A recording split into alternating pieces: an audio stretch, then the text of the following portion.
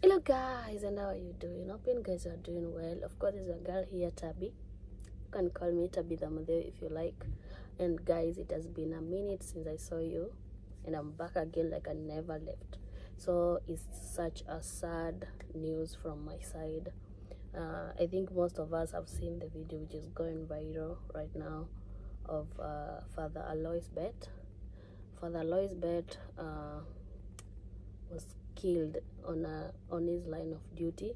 Like, he went to do a mass, Jumuiya mass. Jumuiya is the small community group, and then on his way back he was shot dead by the Yasin bandit.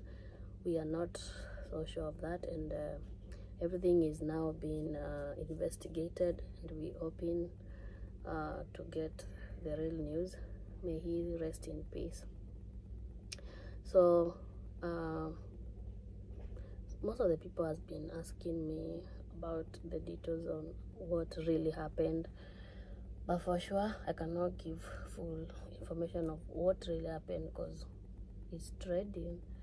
Me also, I saw it trending, but here are some of the videos that you can just watch, and let's pray for him. He was a good man. Let's pray for his soul to rest in peace, and let's pray for all our priests who are leading us in prayers, who are leading us in faith. Let's pray for them, for their protection, to be protected always. So yeah.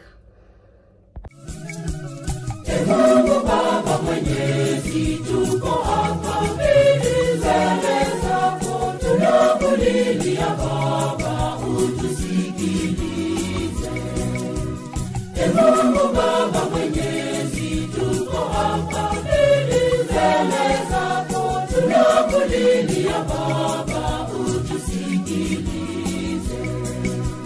Ipokee roho ya mwanao, mpokee mtumishi wako, mpokee anakuja kwako, mpokee mtumishi wako. Enyi malaika wa mbinguni, mchukue mpeleke kwa Baba, mchukue mpeleke kwa Baba.